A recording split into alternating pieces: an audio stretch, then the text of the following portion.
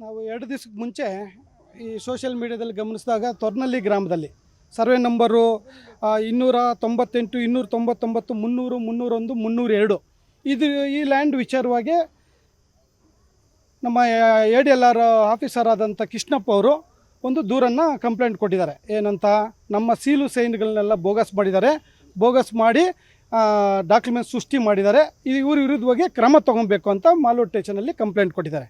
Malur ಸ್ಟೇಷನಲ್ಲಿ complaint ಕೊಟ್ಟು 10 ದಿವಸ ಆದರೆ ಕೂಡ ಇದುವರೆಗೂ ಕಂಪ್ಲೇಂಟ್ FIR ಆಗಿಲ್ಲ ಅಂತೇಳಿ ಕೂಡ ಸೋಷಿಯಲ್ ಮೀಡಿಯಾದಲ್ಲಿ ಪೊಲೀಸವರು FIR ಮಾಡಿಲ್ಲ ಅಂತೇಳ್ಬಿಟ್ಟು ಕೂಡ ಅವರ ಒಂದು ಬೈಟನ್ನು ಕೂಡ ಕೊಟ್ಟಿದ್ದಾರೆ. ಅದನ್ನೆಲ್ಲ ನಾವು ಗಮನಿಸಿದಾಗ ಒಬ್ಬ ಪೊಲೀಸ್ ಅಧಿಕಾರಿಗಳಿಗೆ ತಾಲೂಕು ಆಫೀಸು ಗೌರ್ಮೆಂಟ್ ಆಫೀಸು ಅಧಿಕಾರಿಗಳು ಹೋಗಿ ಕಂಪ್ಲೇಂಟ್ ಕೊಟ್ಟರೆ ಕೂಡ ಯಾಕೆ ಇದು ಇನ್ನೂ FIR ಮಾಡಿಲ್ಲ ಅನ್ನೋದು ನಮಗೆಲ್ಲ ಅನುಮಾನ ಬಂತು.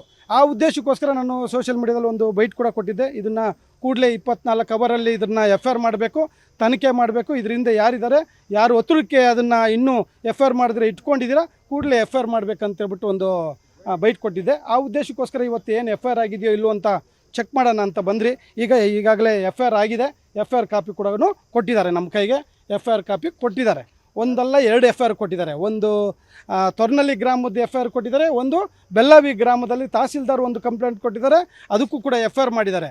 ಆದರೆ FIR ಏನಂತ ಹೇಗಿದೆ ಅಂತಂದರೆ, ಇದು ತೊರ್ನಳ್ಳಿ ಗ್ರಾಮದಲ್ಲಿ ಕೊಟ್ಟಿರೋಂಥ FIR ಅಲ್ಲಿ ಇದರಿಂದ ಯಾರು ಇದಕ್ಕೆಲ್ಲ ಸೀಲು ಸೈನ್ ಸೃಷ್ಟಿ ಮಾಡಿರೋಂಥ ವ್ಯಕ್ತಿಗಳು ಯಾರು, ಅಥವಾ ಸರ್ವೆ ನಂಬರು ಮಾಲೀಕರು ಯಾರು, ಇದರಿಂದ ಯಾರ ಕೈವಾಡದಿಂದ ಇದೆಲ್ಲ ನಡೀತಾ ಇದೆ, ಅವು ಯಾರ ವಿರುದ್ಧವಾಗಿ ಕೂಡ ಹೆಸರುಗಳು ಕೂಡ ಇದರಲ್ಲಿ ಉಲ್ಲೇಖ.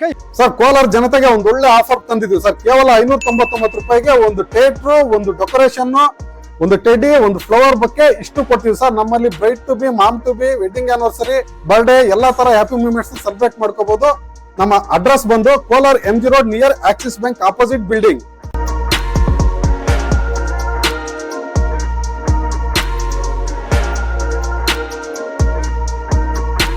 ಇಲ್ಲ, ಈಗ ಈ ಸರ್ಕಲ್ ಇನ್ಸ್ಪೆಕ್ಟರ್ ಅವ್ರ ಹತ್ರ ನಾವು ಮಾತಾಡಿದ್ದಕ್ಕೆ, ಸರ್ ಬಂದಿದ್ದಾರೆ ಅಧಿಕಾರಿಗಳು, ಬಂದು ಒಂದು ಸುಮ್ಮನೆ ಕಂಪ್ಲೇಂಟ್ ಕೊಟ್ಟು NC ತೊಗೊಂಡು ಹೋಗಿದ್ದಾರೆ. FIR ಮಾಡಿ ಅಂತ ಆಗಲಿ ನಮ್ಮ ಹತ್ರ ಯಾವುದೂ ರಿಕ್ವೆಸ್ಟ್ ಮಾಡಿಲ್ಲ. ಅವ್ರು ಕೇಳಿರೋದು ಏನಂದರೆ, ಇದನ್ನು ಯಾರೋ ಫೋರ್ಜರಿ ಮಾಡಿದ್ದಾರೆ, ಇದನ್ನು ಕ್ಯಾನ್ಸಲ್ ಮಾಡಬೇಕು, ಒಂದು NCR ಕೊಡಿ ಅಂತ ಕೇಳಿದ್ದಾರೆ. ಅಷ್ಟು ಬಿಟ್ಟರೆ ನಾವು NCR ಕೊಟ್ಟಿದ್ದೀವಿ. ನಮ್ಮನ್ನು FIR ಮಾಡಿ ಅಂತ ಹೇಳಿದ್ರೆ ನಾವು ಕೂಡಲೇ ಇಮಿಡಿಯೇಟ್ಲಿ FIR ಮಾಡ್ತಾಯಿದ್ವಿ. ನಮ್ಮನ್ನು ಯಾರು FIR ಕಾಪಿ ಕೇಳಿಲ್ಲ. ನಮ್ಮ ಇದು ಕ್ಯಾನ್ಸಲೇಷನ್ಗೋಸ್ಕರ ಕೇಳಿದ್ರು, ನಾವು ನಮ್ಮ ಕೆಲಸ ಮಾಡಿದ್ದೀವಿ.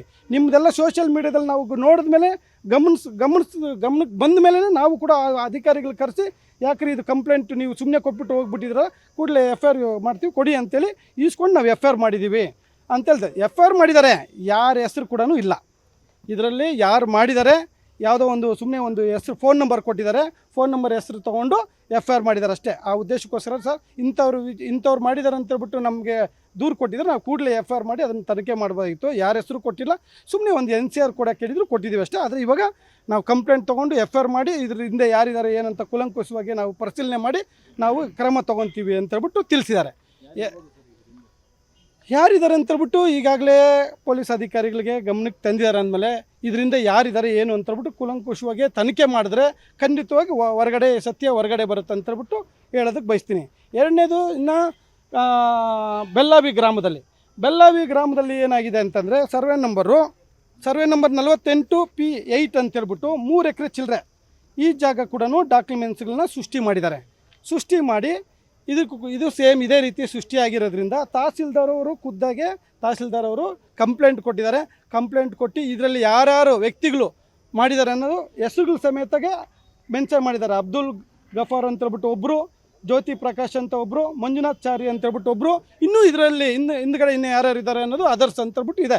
ಈ ಥರ FIR ಮಾಡಿದ್ದಾರೆ. ಇದರಲ್ಲಿ ಯಾರು ಮಾಡಿದ್ದಾರೆ ಏನು ಅಂತ ಕಂಪ್ಲೇಂಟ್ ಕೊಡೋದಕ್ಕೆ ತಹಸೀಲ್ದಾರ್ ಸ್ವಸ್ಥ ಕೊಟ್ಟಿದ್ದಾರೆ. ಇದರಲ್ಲಿ ಯಾರ ಹೆಸರುಗಳು ಕೂಡ ಮೆನ್ಷನ್ ಮಾಡಿದ್ರೆ ಏನಕ್ಕೆ ಕೊಟ್ಟಿದ್ದಾರೆ?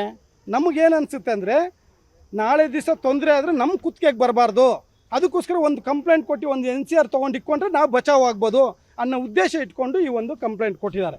ಹಾಗಾಗಿ ಕೂಡಲೇ FIR ಈಗಾಗಿದೆ, ತನಿಖೆ ಮಾಡಬೇಕು. ಇದರಿಂದ ಯಾರೆಲ್ಲ ಇದ್ದಾರೆ, ಇದರಲ್ಲಿ ಹಿಂದೆ ಯಾರು ಕೈವಾಡ ಇದೆ, ಅವರ ಸತ್ಯಾಂಶಗಳು ಹೊರಗಡೆ ಬರಬೇಕಂತ ನಾನು ಒತ್ತಾಯ ಮಾಡ್ತೀನಿ. ಒಂದು ತಹಸೀಲ್ದಾರ್ದು, ಒಂದು ಕೃಷ್ಣಪ್ಪ ಅವರು ADLRದು 2 ಕಂಪ್ಲೇಂಟ್ ಲಾಜ್ ಆಗಿದೆ. ಇನ್ನೂ ಹಲವಾರು ಕಂಪ್ಲೇಂಟ್ಗಳಿದ್ದಾವೆ. ಎರಡೂ ತಪ್ಪೇ. ಎರಡೂ ತಪ್ಪೆ. ಎರಡೂ ಕೊಟ್ಟಿರೋದು ಉದ್ದೇಶ ಏನಂದ್ರೆ ನಾಳೆ ದಿವಸ ನಮ್ಮ ಕುತ್ತಿಗೆಗೆ ಬರಬಾರ್ದು ಅನ್ನೋದಕ್ಕೆ ಅವ್ರು ಸೇಫರ್ ಸೈಡ್ಗೆ ಇದನ್ನು ಕಂಪ್ಲೇಂಟ್ ಕೊಟ್ಟಿದ್ದಾರೆ. ಕಂಪ್ಲೇಂಟ್ ಕೊಟ್ಟು ಹುಷಾರಾಗೆ ನಾಳೆ ದಿವಸ ಎಂಕ್ವೈರಿ ಆದಾಗ ತೊಂದರೆ ಬರಬಾರ್ದು, ನಾವು ಅವತ್ತಿಗೆ ದೂರು ಕೊಟ್ಟಿದ್ವಿ, ಇಂಥದ್ದು ನಮ್ಮ ಗಮನಕ್ಕೆ ಬಂತು, ದೂರು ಕೊಟ್ಟಿದ್ದೀವಿ ಅಂತ ಹೇಳ್ಬೇಕನ್ನೋ ಉದ್ದೇಶಕ್ಕೋಸ್ಕರ ಈ ಕಂಪ್ಲೇಂಟ್ ಕೊಟ್ಟಿದ್ದಾರೆ. ನಮಗೆ ಅನುಮಾನ ಅಲ್ಲ, ಯಾರು ಇದನ್ನು ಮಾಡಿದ್ದಾರೆ ಅಧಿಕಾರಿಗಳೇ ಖುದ್ದಾಗಿ ಬಂದು ಕಂಪ್ಲೇಂಟ್ ಕೊಟ್ಟಿದ್ದಾರೆ ಅಂದಮೇಲೆ ಯಾರ ಮೇಲೆ ಅನುಮಾನ ಅಲ್ಲ. ಅನುಮಾನ ಬಂದು ಅವ್ರು ತನಿಖೆ ಮಾಡಬೇಕು, ಇದರಲ್ಲಿ ಸತ್ಯ ಏನಿದೆ ಅಂತ ಹೊರಗಡೆ ಬರೋಂಥದ್ದು ಆಗಬೇಕಂತ ನನ್ನ ಒತ್ತಾಯ. ಈಗ ಖಂಡಿತವಾಗಿ ಇದನ್ನು ತನಿಖೆ ಮಾಡ್ತೀವಿ, ತನಿಖೆ ಮಾಡಿ ವರದಿ ತೊಗೊಂಡು ಆದರೆ ಈಗ ಆಫೀಸರ್ಸ್ಗೂ ಕೂಡ ನಾವು ಡಾಕ್ಯುಮೆಂಟ್ಸ್ ಕೇಳಿದ್ದೀವಿ, ಏನೆಲ್ಲ ಇದ್ರ ಬಗ್ಗೆ ಏನೇನು ಫೋರ್ಜರಿ ಆಗಿದೆ ಡಾಕ್ಯುಮೆಂಟ್ಸ್ ಕೊಡಿ ಅಂತ ಕೇಳಿದ್ದೀವಿ. ಆ ಡಾಕ್ಯುಮೆಂಟ್ಸ್ ಬಂದಮೇಲೆ ನಾವು ಪರಿಶೀಲನೆ ಮಾಡ್ತೀವಿ, ತನಿಖೆ ಮಾಡಿ ಆದಷ್ಟು ಬೇಗ ಇದನ್ನು ನಾವು ಕಾನೂನು ರೀತಿ ಕ್ರಮ ತೊಗೊತೀವಿ ಅಂತ ಹೇಳಿದ್ದಾರೆ. ನಾವು ಕಂಪ್ಲೇಂಟ್ ಕೊಟ್ಟು FIR ಮಾಡಿ ಅಂತ ಹೇಳಿದ್ರು ಕೂಡ ಪೊಲೀಸವರು FIR ಮಾಡಿಲ್ಲ ಅಂತ ಹೇಳ್ಬಿಟ್ಟು ಕೃಷ್ಣಪ್ಪ ಅವರು ಹೇಳಿದ್ರು ಅಂತ ನೀವು ಹೇಳ್ತಾ ಇದ್ದೀರಾ. ನಾವು ಕೂಡ ಇನ್ಸ್ಪೆಕ್ಟರ್ ಕೇಳಿದ್ದಕ್ಕೆ ಸರ್ FIR ಮಾಡಿ ಅಂದಿದ್ರು, ಯಾವಾಗ FIR ಮಾಡ್ತಾಯಿದ್ರಿ? ನಮ್ಮನ್ನು FIR ಕೇಳಿಲ್ಲ, ಏನೂ ಕೇಳಿಲ್ಲ, ಒಂದು NCR ಕೇಳಿದ್ದಾರೆ ಅಷ್ಟೇ. ಅವರು ಡಾಕ್ಯುಮೆಂಟ್ಸ್ ಫೋರ್ಜರಿ ಆಗಿರೋದನ್ನು ಕ್ಯಾನ್ಸಲೇಷನ್ ಮಾಡಬೇಕು, ಆ ಉದ್ದೇಶಕ್ಕೋಸ್ಕರ ಒಂದು NCR ಕೊಡಿ ಅಂತ ಹೇಳ್ಬಿಟ್ಟು ಕೇಳಿದ್ದಾರೆ. ನಾವು NCR ಕೊಟ್ಟಿದ್ದೀವಿ. ನಿಮ್ಮದೆಲ್ಲ ಸೋಷಿಯಲ್ ಮೀಡಿಯಾದಲ್ಲಿ ನಾವೆಲ್ಲ ಗಮನಿಸಿದ ಮೇಲೆ ಅವ್ರನ್ನ ಕರೆಸಿ ಕೂಡಲೇ ನಾವು ಮತ್ತೆ ಕಂಪ್ಲೇಂಟಲ್ಲಿ FIR ಮಾಡಿದ್ದೀವಿ, ಯಾಕೆ ನೀವು ತೊಗೊಂಡಿಲ್ಲ ಅಂತ ಕೇಳಿದ್ದಕ್ಕೆ ಇಲ್ಲ ಇವಾಗ ಮಾಡಿ ಅಂತ ಹೇಳ್ತಾರೆ, ನಾವು FIR ಮಾಡಿದ್ದೀವಿ ಅಂತಾರೆ. ಅವಶ್ಯಕತೆ ಇಲ್ಲ, NCR ಮಾಡೋ ಅವಶ್ಯಕತೆ ಇಲ್ಲ. 100% ಯಾರೋ ಸಾಮಾನ್ಯವ್ರ ಮೇಲೆನೋ ಯಾರ ಮೇಲೆನೋ ಕೊಟ್ಟಿದ್ರೆ ಇಷ್ಟೊತ್ತಿಗೆ FIR ಮಾಡ್ತಾಯಿದ್ರು, ಎತ್ಕೊಂಡು ಹೋಗ್ಬಿಟ್ಟು ಕೂಡ ಹಾಕೊಂಡು 3 ದಿವಸ 4 ದಿವಸ ಆದರೂ ಒಳಗಡೆ ಇಕ್ಕೊತಾ ಇದ್ರು, ಆಯಿತಾ. ಆದರೆ ಇದು ಫೋರ್ಜರಿ, ಸರ್ಕಾರಿ ಜಾಗ ಫೋರ್ಜರಿ ಮಾಡಿ ಹಿಂಗೆ ಅಧಿಕಾರಿಗಳೇ ಕೊಟ್ಟ ಮೇಲೆ ಅದನ್ನು ಮಾಡಬೇಕು, ಕೂಲಂಕುಷವಾಗಿ ಮಾಡಬೇಕು. ಆದರೆ ಮಾಡ್ತೀವಿ ಅಂತ ತಿಳಿಸಿದ್ದಾರೆ, ನೋಡೋಣ. ಯಾರನ್ನೂ ತೋರಿಸಿಲ್ಲ. ತೊರ್ನಲ್ಲಿದು ಒಬ್ರದ್ದು ಯಾರ್ದೋ ವ್ಯಕ್ತಿದು ಫೋನ್ ನಂಬರ್ ಮಾತ್ರ ಇದೆ. ಆ ಫೋನ್ ನಂಬರು ಅದು ಈಗ ಸ್ವಿಚ್ ಆಫ್ ಆಗಿದೆ ಅಂತೆ. ಅವ್ರನ್ನ ತನಿಖೆ ಮಾಡಿ ಅವರು ತೊಗೊಬೇಕು ಡೀಟೇಲ್ಸ್ ಎಲ್ಲ. ಆದರೆ ಆ್ಯಕ್ಚುಲಿ ಯಾವುದು ಹೆಸರು ಇಲ್ಲ, ಎಂಥದ್ದು ಇಲ್ಲ, ಇಂಥ ವ್ಯಕ್ತಿಗಳು ಅನ್ನೋದು ಕೂಡ ಇಲ್ಲ. ಯಾಕಂದರೆ ಸ್ಪಷ್ಟವಾಗಿ ಗೊತ್ತಾಗುತ್ತೆ ಯಾರು ಇದು ಸೇಲ್ ಡೀಡ್ ಓನರು, ಯಾರ ಹೆಸ್ರಿಗೆ ಸೇಲ್ ಡೀಡ್ ಆಗಿದೆ, ಯಾರ ಹೆಸ್ರಿಗೆ RTC ಆಗಿದೆ ಅಂದರೆ ಗೊತ್ತಾಗುತ್ತೆ. ಅದನ್ನು ತೊಗೊಂಡು ಅವ್ರನ್ನ ಹೆಸರು ಸೇರಿಸ್ಕೊಬೋದಾಗಿತ್ತು. ಅಧಿಕಾರಿಗಳು ಸುಮ್ಮನೆ ತಪ್ಪಿಸ್ಕೊಳ್ಳೋಕ್ಕೋಸ್ಕರ ಒಂದು ಕಂಪ್ಲೇಂಟ್ ಕೊಟ್ಟಿದ್ದಾರೆ ಅಷ್ಟೇ. ನೋಡಿ, ಯಾರ್ದೋ ಒತ್ತಾಯಗಳ ಮೇಲೆ ಇವೆಲ್ಲ ಮಾಡಿರೋದು. ಯಾರೋ ಒತ್ತಾಯ 100% ಫೋರ್ಜರಿ ಆಗಿರೋದಕ್ಕೆ ತಪ್ಪಿಸ್ಕೊಳ್ಳೋದಕ್ಕೆ ಇದು ಕೊಟ್ಟಿರೋದು. ಇಲ್ಲಾಂದರೆ ಕೂಲಂಕುಷವಾಗಿ ಇಂಥವರೇ ಮಾಡಿರೋದು ಅಂತ ಹೇಳ್ಬಿಟ್ಟು ಹೇಳ್ಬೋದಾಯ್ತಲ್ಲ ಅಧಿಕಾರಿಗಳು. ಇಂಥವರೇ ಕೊಟ್ಟಿದ್ದಾರೆ, ಇಂಥವರೇ ಮಾಡಿದ್ದಾರೆ, ಗೊತ್ತಾಗುತ್ತೆ ಅಧಿಕಾರಿಗಳಿಗೆ 100% ಗೊತ್ತಾಗುತ್ತೆ. ಹಾಗಾಗಿ ಇದನ್ನು ಸರ್ ADLRದು ಸ್ಕೆಚ್ಚು ಇದೆಲ್ಲನೂ ಫೋರ್ಜರಿ ಮಾಡಿದ್ದಾರೆ. ಫೋರ್ಜರಿ ಮಾಡಿ ಸೈನುಗಳು ಅಧಿಕಾರಿಗಳದ್ದು ಸೀಲು ಅಲ್ಲ, ಸೈನು ಅಲ್ಲ. 5 ಸರ್ವೆ ನಂಬರು, 5 ಸರ್ವೆ ನಂಬರ್ಗೂ ಸಂಬಂಧಪಟ್ಟಂಗೆ ಇದು ಆಗಿರೋದು. ಎಷ್ಟು ಎಕರೆ ಏನು ಅಂತ ಮಾಹಿತಿ ಇಲ್ಲ. 5 ಸರ್ವೆ ನಂಬರ್ ಸರ್, ಸುಮಾರು ಬಾಲು ಅಂತ ಪ್ರಾಪರ್ಟಿ ಇದು. ಈಗ ಇದೇನಿಲ್ಲ ಅಂದ್ರೆ ಒಂದು 25-30 ಕೋಟಿ ರೂಪಾಯಿ ಬೆಲೆ ಬಾಳುವ ಪ್ರಾಪರ್ಟಿಗಳಿವೆಲ್ಲ. ಹಂಗಾಗಿ ಇದರಲ್ಲಿ ಸರ್ವೆ ನಂಬರ್ಗಳು ಸಮೇತವಾಗಿ ಮೆನ್ಷನ್ ಮಾಡಿದ್ದಾರೆ. ಇದು ನೋಡ್ಬೇಕು ಏನು ಮಾಡ್ತಾರೆ, ಮುಂದೆ ಏನು ಮಾಡ್ತಾರೆ ಅಂತ ನೋಡ್ಬೇಕು ಸರ್.